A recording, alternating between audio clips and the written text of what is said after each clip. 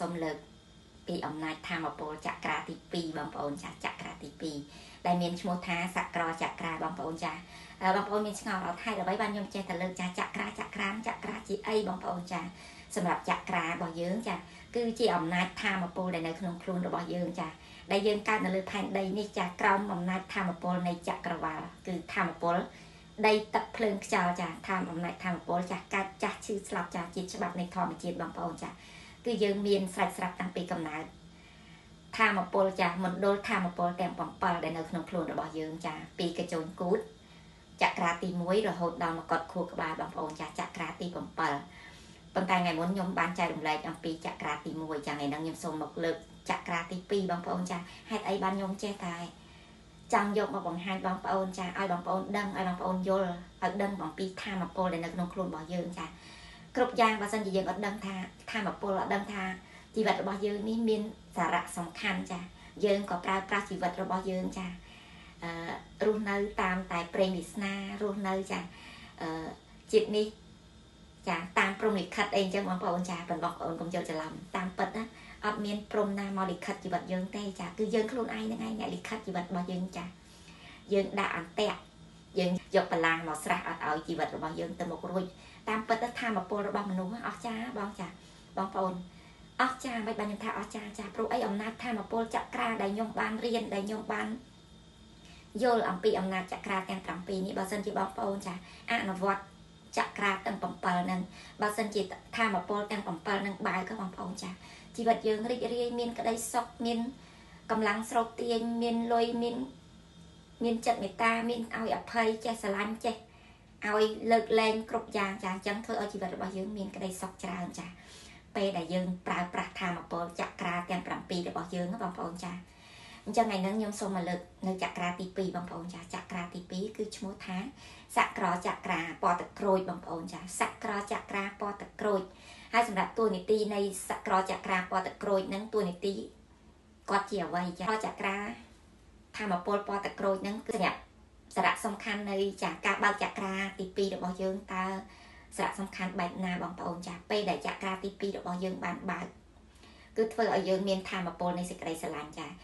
យើងស្រឡាញ់ចំពោះមុខរបរការងារស្រឡាញ់ចំពោះក្រុមគ្រួសារស្រឡាញ់ចំពោះខ្លួនឯងបងប្អូនចា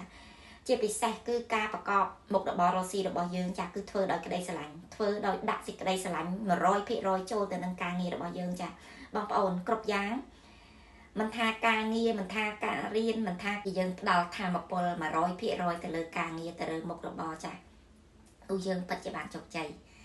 មិនថាសំបីតការចាចេញធ្វើវីដេអូការផុសការបង្ហាញនិយាយទៅឲ្យតែបងប្អូនចាយកបេះដូងមកធ្វើ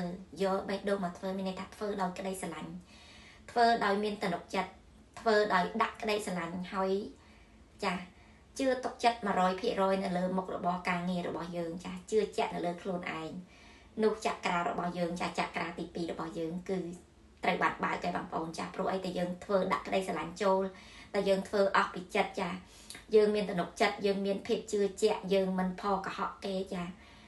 ហើយសំខាន់ចាយើងធ្វើដោយក្តីស្រឡាញ់មុខរបរស្រឡាញ់អតិថិជនបើសិនជាយើងជាអ្នកលក់ចាហើយបើសិនជាយើងជានៅក្នុងក្រុមគ្រួសារចាយើងគឺជាម្ដាយដ៏ល្អយើងដាក់ក្តីស្រឡាញ់ចូលទៅក្នុងក្រុមគ្រួសារទៅក្នុងចាជាមួយគ្រួសារជីវិតគូជាមួយកូនជាមួយបងប្អូនជុំវិញខ្លួនចាអញ្ចឹងនោះចាមានឈ្មោះថាអំណាចធម៌ពលនៃចក្រាទី2របស់យើងចាគឺសក្រចក្រាត្រូវបានបើកបងប្អូនចាហើយពេលដែលចក្រាទី2របស់យើងត្រូវបានប្រឡប់តើវាមានផលប៉ះពាល់អីខ្លះបងប្អូនចាប៉ះពាល់ពេលដែលចក្រាទី2របស់យើងបានបិទចាឲ្យក្នុងដួងចិត្តរបស់យើងចាយើងខ្វះទំនុកចិត្តលើខ្លួនឯងហើយប្រកបការងារចាគឺធ្វើដោយមិនមានអារម្មណ៍ទៅជាមួយបងប្អូនចាមិនមានអារម្មណ៍រួមទៅជាមួយធ្វើទាំងបង្ខិតបង្ខំធ្វើមិនអស់ពីដៃពីជើងបងប្អូនចាគ្រប់កិច្ចការបើសិនជាយើងធ្វើចាមិនអស់ពីដៃពីជើងបើសិនជាយើងធ្វើថាឲ្យតែហើយឲ្យតែបានបងប្អូនចាអានោះមានន័យឈ្មោះថាចក្រារបស់យើងត្រូវបានប្រឡប់ហើយសំខាន់យើងពិបាកចិត្តច្រើនយើងអត់មានធម៌ពលនៃសេចក្តីស្រឡាញ់ចាសំខាន់ជាងគេចាគឺអត់ចេះស្រឡាញ់ខ្លួនឯងຕົកការងារក៏ຕົកចោលចាខ្លួនឯងក៏អត់រវីរវល់អត់យកចិត្តទុកដាក់ចំពោះខ្លួនឯងចំពោះមុខរបរការងារចំពោះគ្រួសារចា នោះឈ្មោះថាចក្រាទី2របស់យើងគឺមិនមានធម្មពលចក្រាទី2របស់យើងគឺត្រូវបានប្រឡប់ចាបងប្អូនអញ្ចឹងសម្រាប់ការចាចក្រាទី2របស់យើងហើយធ្វើម៉េចដើម្បីឲ្យបើកចក្រាទី2បានចាដូចខ្ញុំនិយាយចាបងប្អូនចាដើម្បីបើកចក្រាទី2បានគឺយើងចាដាក់ក្តីឲ្យស្រឡាញ់ 100% ទៅនឹងមុខរបរការងាររបស់យើងចាដោយឧទាហរណ៍ថាដូចខ្ញុំជាអ្នកលក់អញ្ចឹងចាយើងលក់ដោយក្តីស្រឡាញ់លក់ផ្ដោតទៅលើមុខរបរការងាររបស់យើងចាលក់ដោយមុខរបររបស់យើងចាអីវ៉ាន់របស់យើង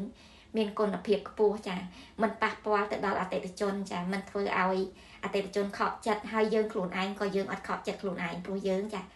យើងធ្វើដោយក្តីស្រឡាញ់យើងធ្វើយកបេះដូងមកធ្វើបងប្អូនចានោះហើយឈ្មោះថាចក្រាទី2របស់យើងគឺត្រូវបានបើកគឺយើងចាមានក្តីស្រឡាញ់ចូលរួមជាមួយនឹងកិច្ចការងាររបស់យើងចាពេលដែលយើងចូលរួមនៅកិច្ចការងាររបស់យើងចាមិនថាការងារនោះចាផ្ដល់ផលប្រយោជន៍ឲ្យយើងក៏ត្រូវតែផ្ដល់ផលប្រយោជន៍ឲ្យចាអតិថិជនជាទីស្រឡាញ់របស់យើងដូចគ្នាបងប្អូនចានោះហើយឈ្មោះថាចក្រាទី2របស់យើងគឺត្រូវបានបើកចាអញ្ចឹងសម្រាប់បងដែលគាត់អត់ដឹងអត់យល់ចាបងប្អូនឲ្យតែកិច្ចការធ្វើដោយក្តីស្រឡាញ់មិនថាជីវិតគូមិនថានៅក្នុងសង្គមគ្រួសារចាយើងធ្វើដោយក្តីស្រឡាញ់យើងធ្វើដោយឧទាហរណ៍ថាបើសិនយើងជាម្ដាយគឺជាម្ដាយដែលមានភាពស្មោះត្រង់ចាស្រឡាញ់ចំពោះគ្រួសារចំពោះកូនចំពោះមុខរបរការងារចាយើងប្រកបអាជីពការងារអីគឺ